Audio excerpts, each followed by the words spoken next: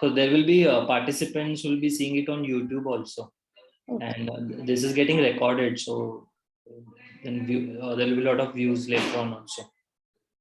Any residents from your hospital joining? I think so. I've passed it to everyone.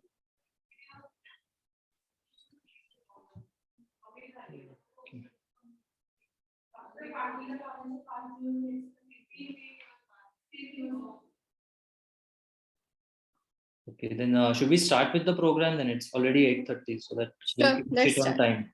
Yes. Okay, a warm welcome to all our viewers for this Newborn Care National Newborn Week. So it is celebrated every year to improve the awareness of newborn care. And so if you have more awareness, that will help in reducing the mortality and morbidity in newborns. So if you look at the government statistics from Ministry of Health and Welfare, 2019, almost more than 2 million deaths happened, 2.4 million deaths happened within the first week of life, that is within the 28 days. So here the more emphasis and care is trying to raise the awareness that the newborns require a lot of care from birth till the first 28 days of life.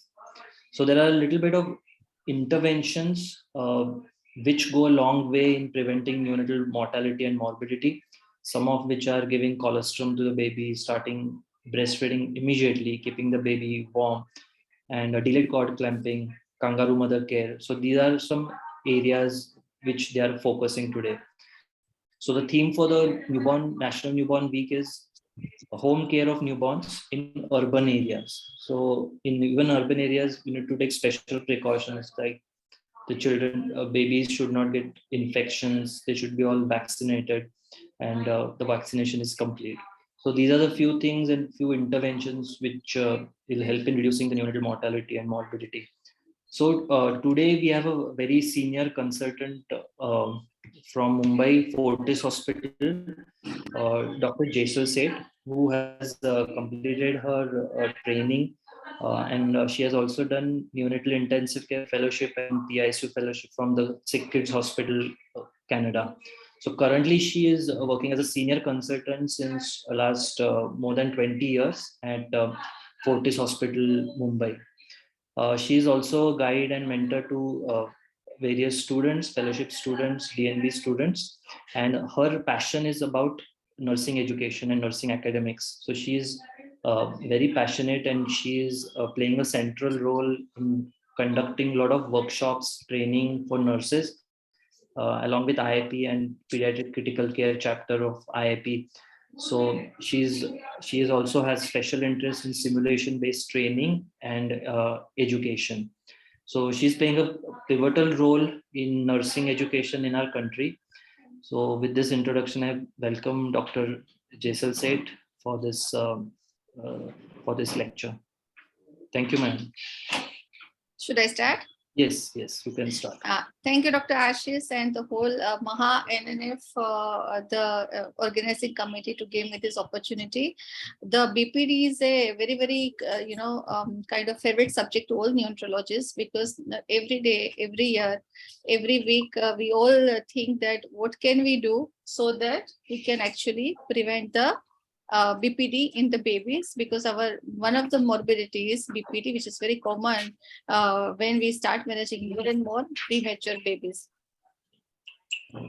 So with that, let's just start the PowerPoint.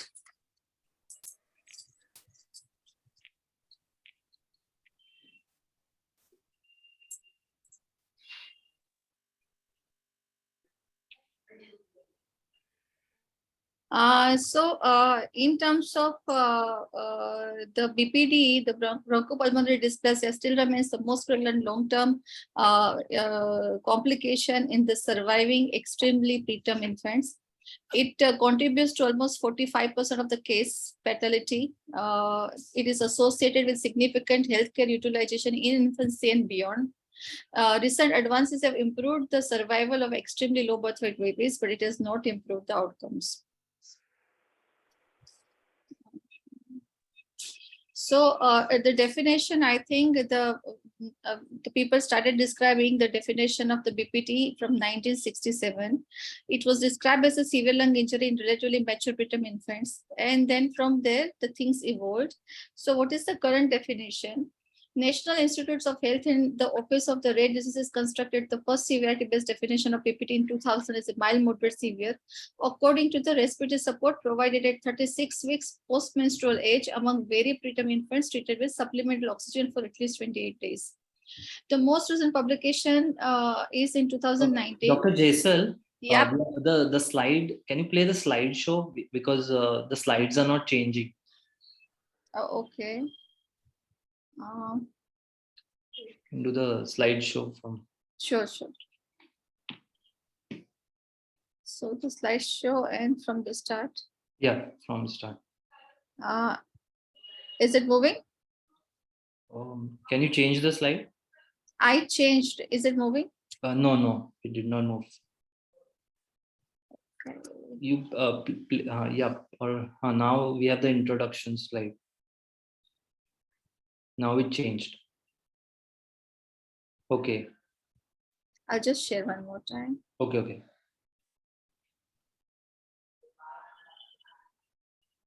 So I am moving the slide. Is it moving? No, I can see only your cursor moving. The slide did not change. Okay. Then with the constraint of the time, I'm just going to go like this. Okay. This is okay? Yeah. Okay.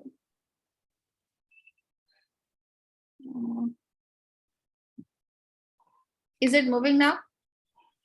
No, the slide is not changing. So okay. Can you do play from current side? Now it changed. It went to slide number 5. Right. Yeah, play from current slide. No, but then something is there which I'm not understanding. No problem. So I will just go back to the slide. Now it is changing. Yeah. Okay, so this is where in 2019, the 18 definitions of the BPT with the different severity to test predictability of death or serious respiratory morbidity at 18 to 26 months of the corrected age has been actually reviewed. So far, what we are basically using is the 2015 definition. Multi-center BPT collaborative proposed that infants treated with either HFNC or non-invasive ventilation at 36 weeks be defined as a type 1 severe BPT versus infants receiving invasive mechanical ventilation at 36 post-menstrual age can be classified as a new type 2 severe BPT. It doesn't matter, BPT remains BPT no matter what we define. So what is the mechanism? The lung actually develops over the weeks and progresses to multiple stages. At around 23 weeks of the gestational age, lung actually develops to sequelae stage. That is where multiple antenatal, intranatal, and postnatal insults happen to the babies and the lungs. So antenatal exposes like steroids, the infection of the placenta, intrauterine growth restriction, some kind of the genetic susceptibility, all those things contribute, and babies are delivered prematurely. Post delivery, the baby gets exposure to ventilator-induced lung injury, oxidative stress, infection, steroids, fluid overload, and nutritional deficits. So because of which, what happens is the lungs are arrested, some of the alveoli of the lungs are actually arrested and they do not grow or progress to alveolar stage where the exchange actually happens. So what we used to see in pre-surfactant era, when the histopathology was done in some of the babies, there was demonstrated that there were alternative areas of atelectasis and hyperinflation and extensive fibroproliferation as a result of lung injury caused by ventilator-induced lung injury. Versus currently, what post-surfactant era, what we are seeing is there are largely simplified alveoli and capillary hypoplasia, which is due to arrest in the lung development at the canalicular stage. So there is a change in the pathogenesis of the BPD currently. Risk factors which are very well described for the predisposition for the bronchopulmonary dysplasia are a placental infection, postnatal sepsis, barotrauma and volume trauma because of the prolonged invasive mechanical ventilation, hypocarbia with large tidal volume ventilation, superoxide-free radical injury, disruption of the angiogenesis is associated with impaired alveolization, and also the intrauterine growth restriction is one of the strongest risk factors. I again checked today. This is the last European consensus guideline on the management of respiratory distress syndrome with the update in 2019. And since then, so far, the more updates have not come. I like to actually, go through these guidelines because it is a very concise, guideline to give the idea about the all aspects of management of the RDS and prevention of the BPD. So the prevention of the BPD starts directly from the prenatal care, then also the delirium stabilization affects it. Then when to treat with the surfactant, how about oxygen supplementation, should we permit hypercapnia, caffeine therapy, all those aspects are covered in this guideline. So we'll go through this guideline and the evidence with it. So first about the prenatal care. Ideally, mothers at the high risk of preterm delivery less than 28 to 36 of the gestational age should be transferred and delivered at tertiary care center. A single course of the prenatal corticosteroid to all women at the risk of preterm delivery from when the pregnancy is considered potentially viable until 34 weeks of the gestational age should be given, and ideally it should be given 24 hours before the delivery. A single repeat course of the steroid can be given in a threatened preterm delivery before 32 weeks of the gestational age if the first course of the steroid was administered to the mother at least 1 to 2 weeks earlier. Mexab should be administered to a woman in the imminent labor before 32 weeks of the gestational age for the brain neuroprotection. About the delivery room stabilization, the European guideline recommends that the delayed cord clamping for at least 60 seconds should be done to promote the placenta-fetal transfusion. One should stabilize the baby with the CPAP of at least 6 centimeters of the water by mask or nasal prongs if the babies are breathing spontaneously who have RDS. One should not use sustained inflation maneuver because there are no long-term benefits. Gentle positive pressure lung inflation using the 20 to 25 centimeter of water of peak inspiratory pressure should be used for the babies who are persistently apneic or babies who are bradycardic.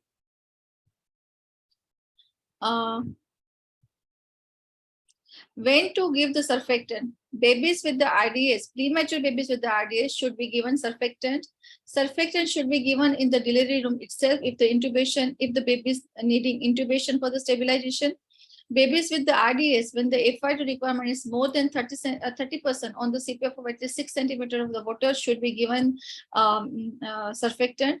LISA is the preferred method for spontaneously breathing babies on CPAP, provided the clinicians are experienced with this technician. And I think Europe is very, very well versed with the LISA technique compared to us. A second and occasionally a third dose of the surfactant should be given if there is an ongoing evidence of RDS, such as persistent high oxygen requirement, and when the other differential diagnoses are excluded, like pneumothorax, lung collapse, ET tube on the single side.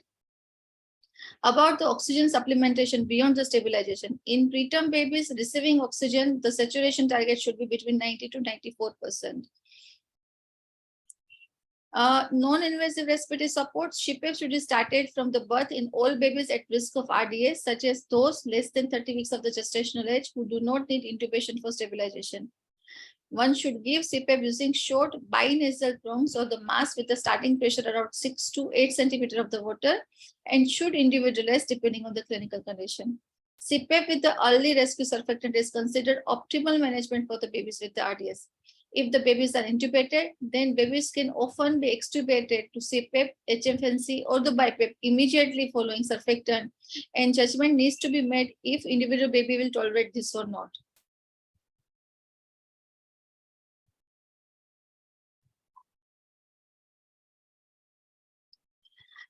One should avoid invasive mechanical ventilation. And if not, then try to ventilate the babies for as short period as possible. Avoid hyperoxia, hypocarbia, and volutrauma. One should use volume targeted ventilation. Caffeine therapy should be started as early as possible.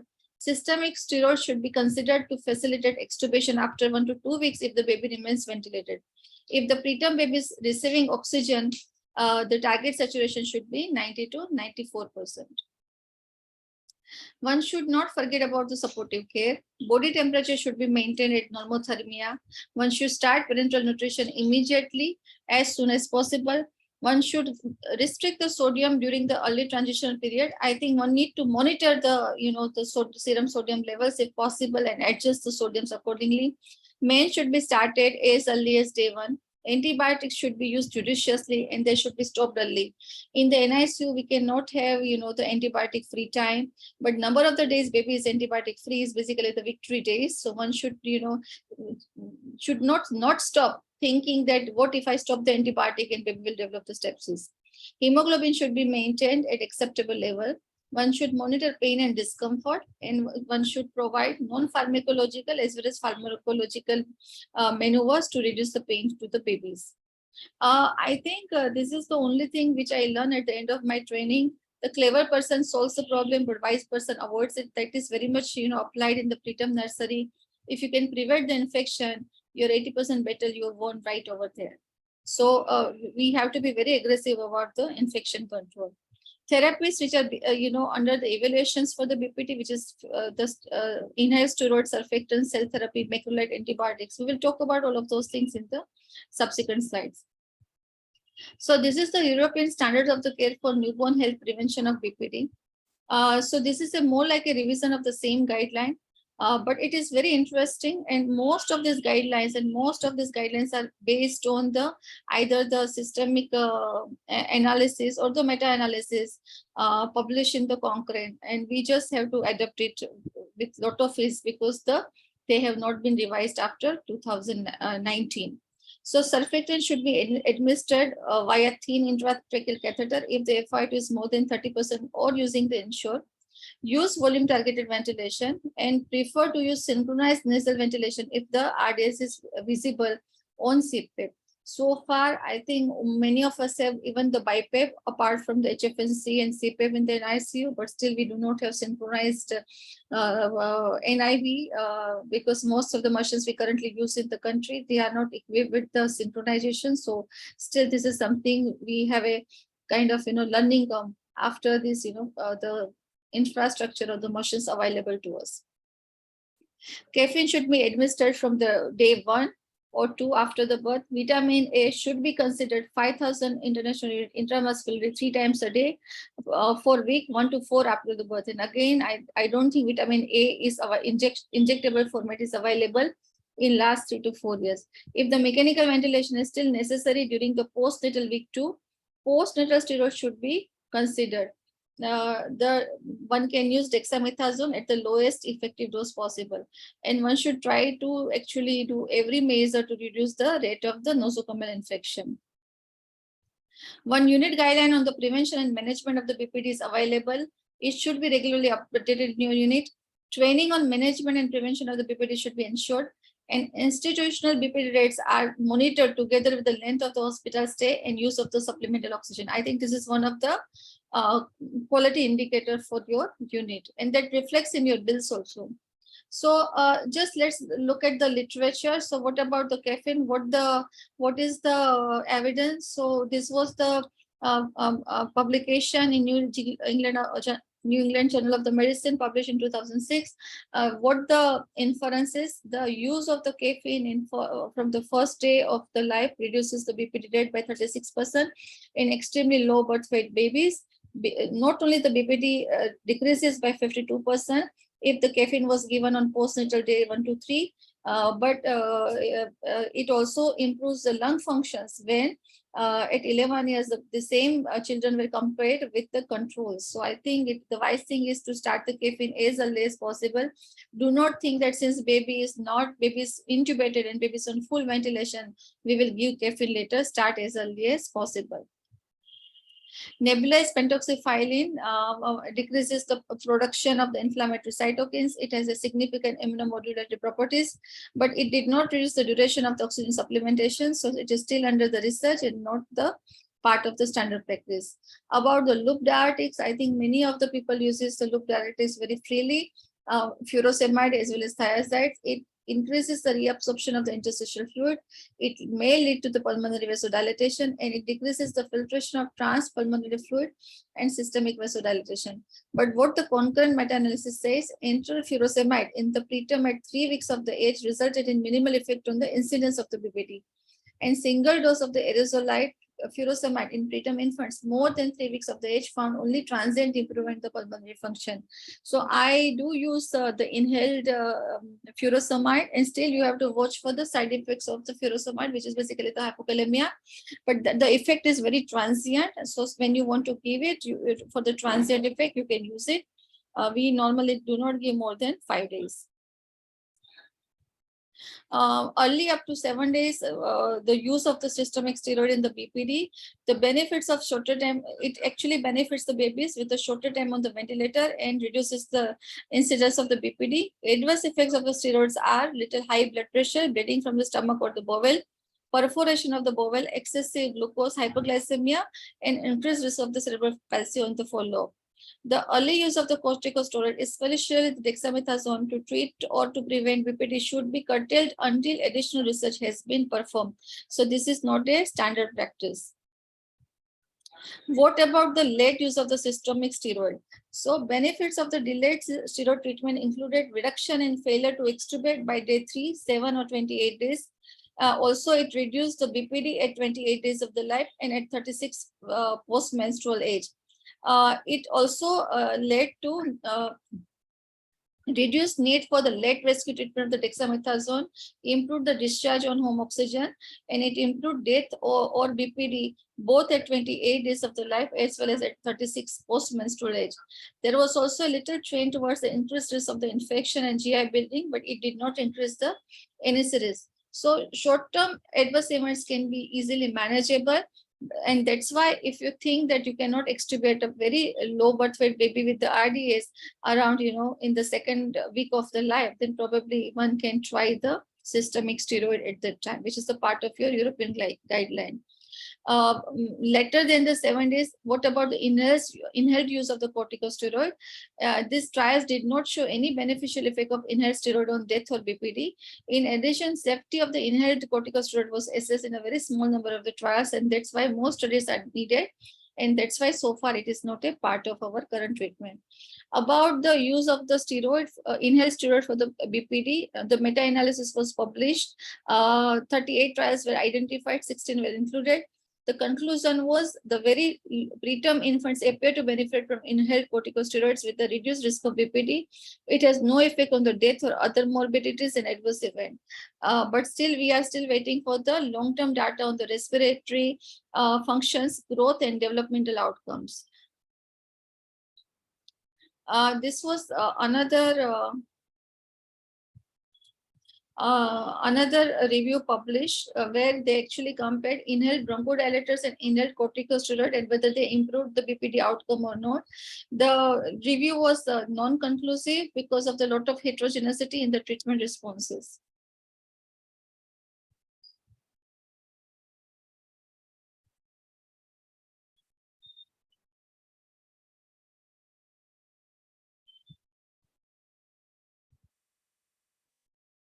So what should be the right timing for the postnatal steroid for the BPD, early or late?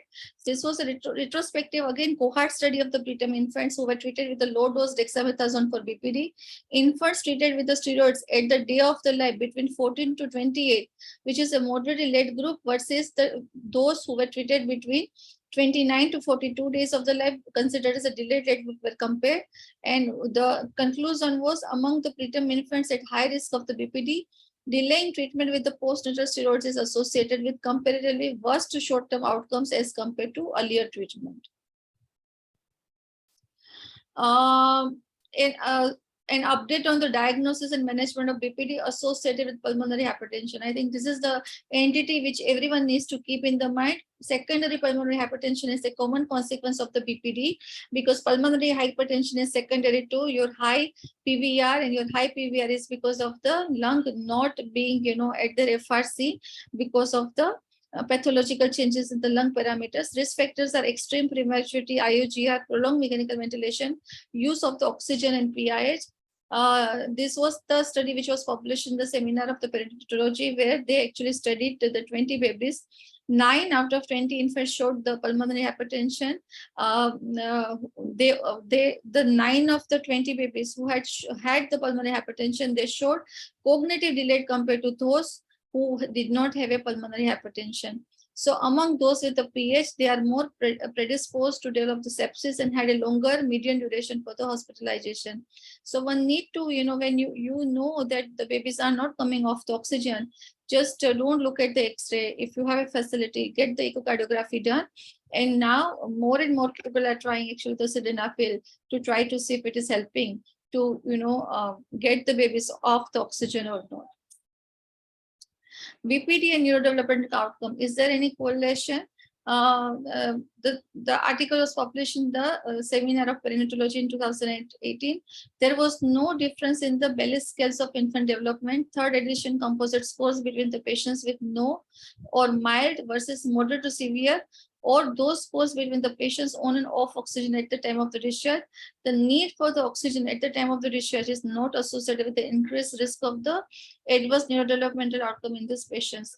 But the strongest predictors for the poor developmental outcomes are prolonged positive pressure support, grade 3-4 IVH, and hospital discharge beyond 43 weeks post-menstrual age. Azithromycin and other macrolides role in prevention of the BPD, I think it is still, under the consideration and not the part of our routine care. Chronic lung disease and long-term pulmonary outcomes, what is the evidence available to us? This was the small study. 49% of the infants with the BPD require rehospitalization. Mortality risk is associated with the pulmonary complications of the BPD are significant. They have a 7 times increased risk of sudden infant death syndrome.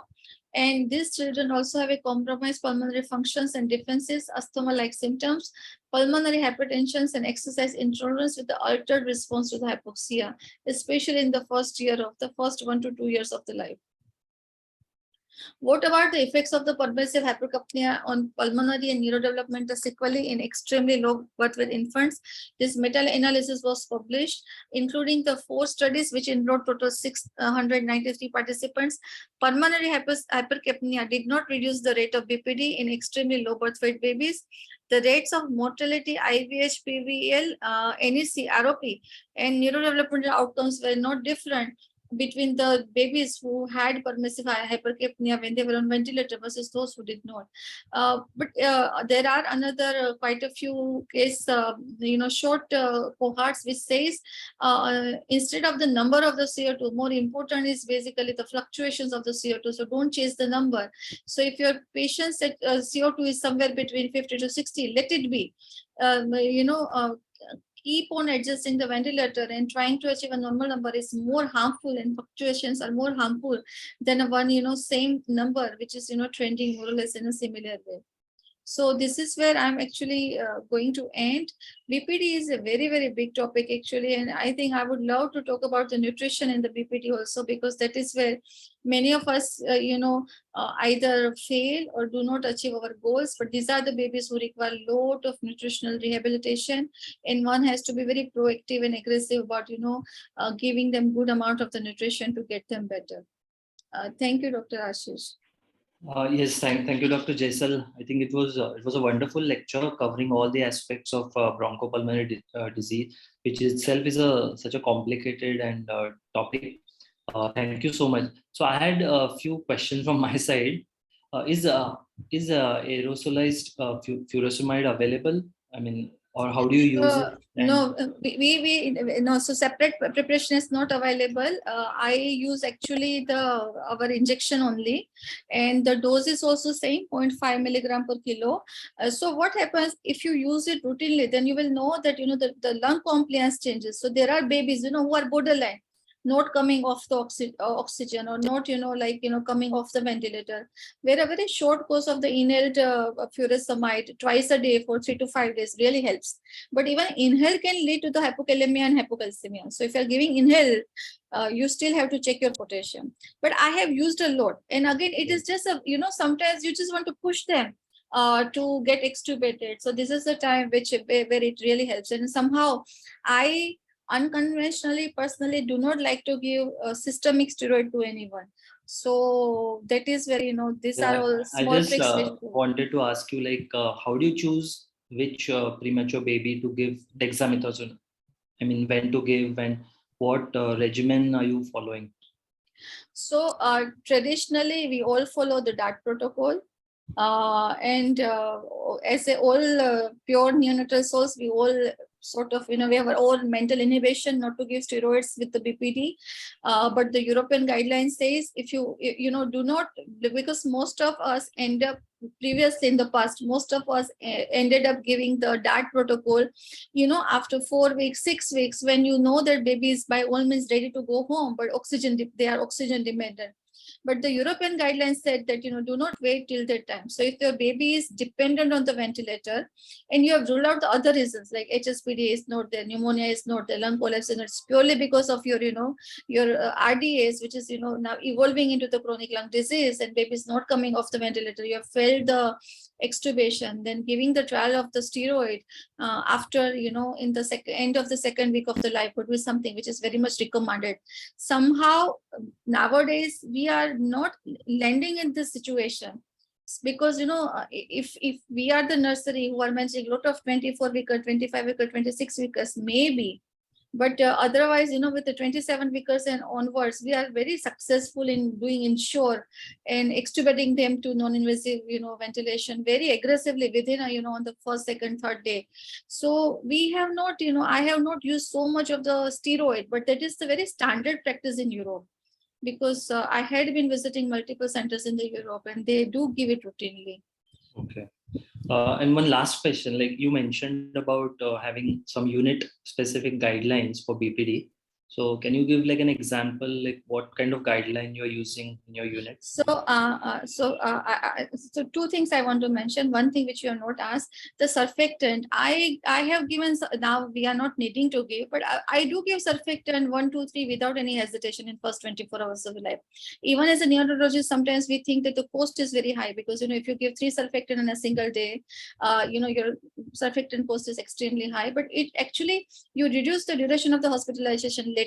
So I'm not talking about giving surfactant to anyone, but when the baby is very premature, mother has not received the steroids, you see a kind of a setum, lungs are very small, the volume is very small, there is a frank RDS, you have given the surfactant, and then you are not coming down your oxygen requirement in another 6 to 8 hours. This is the time, do consider your second dose of the surfactant. And of course you want to do X-ray, you want to ensure that the pneumothorax is not there, other reasons why you are not able to come down on the oxygen requirement is not there. But then these are the situations where giving the second dose and even third dose is going to help the babies. About the unique specific guidelines, so no, we use the same guidelines. It's just that what the European guidelines says that as a quality control, you should have your own guideline and you should revise it time to time. And if more than one methodology is practicing in the unit, because there are multiple consultants, then you should audit it so that that why you are not matching the standard of the care, like how we measure the bundle care, which is one of the quality indicator. Likewise, your BPD outcomes actually reflects how good you are as a nursery or not. Because, if you are aggressive, if you have good sepsis control, then babies are not going to be in hospital for 3 to 4 months. Cost is going to be down because infection rate is very less. So these are one of the quality indicators. Otherwise, I still follow this European guideline as it has been described. Thank you so much for answering my questions. I think Dr. Rishikesh sir is also here. So maybe sir, any comments or questions?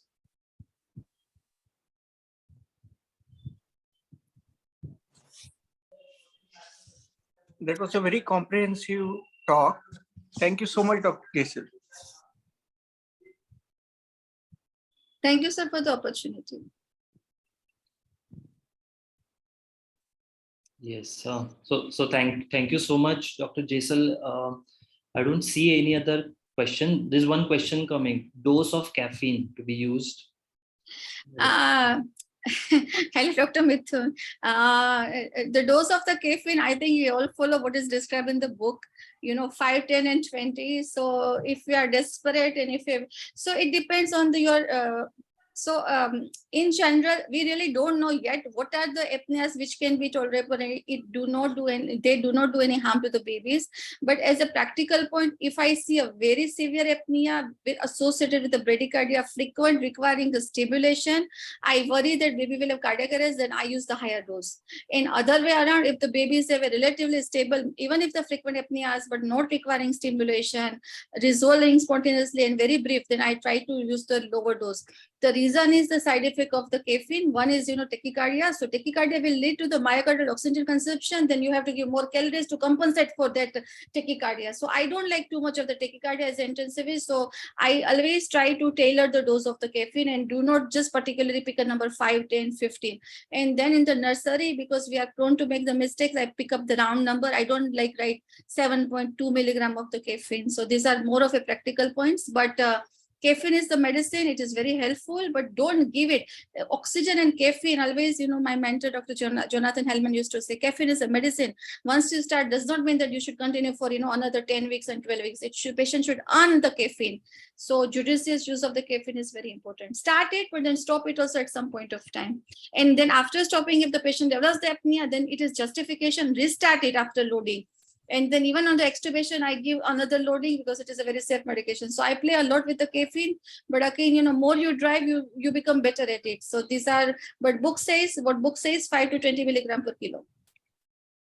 Right. There is another question from Dr. Kedar. Can hydrocortisone be used from day one? He requires your opinion on that. Hello, Dr. Kedar, how are you? So the European guideline says, and the concurrent meta-analysis of systemic review says that the use of the hydrocortisone in the first week of the life is bringing lot of complication and the mortality risk. So it is not recommended to be used in the first week of the life for any extremely low birth weight babies. Okay. Thank you, Dr. Jesal. Thank you so much for being a part of National Newborn Week and covering this important topic. So on behalf of Maharashtra State NNF, I would like to express my gratitude towards you. So I don't see any other questions in the chat box. So we can end the session here. Yes. Thank you. Yes, and thank you all the viewers for joining in. Thank you so much. So this talk will be also recorded and it will be available on YouTube in case you have missed the lecture. Yes, thank you everyone. Thank you. It's too fast. If anyone doesn't understand, find me in the Mumbai. No, it was a great talk and presentation. Thank you so much. Thank you all. Good night.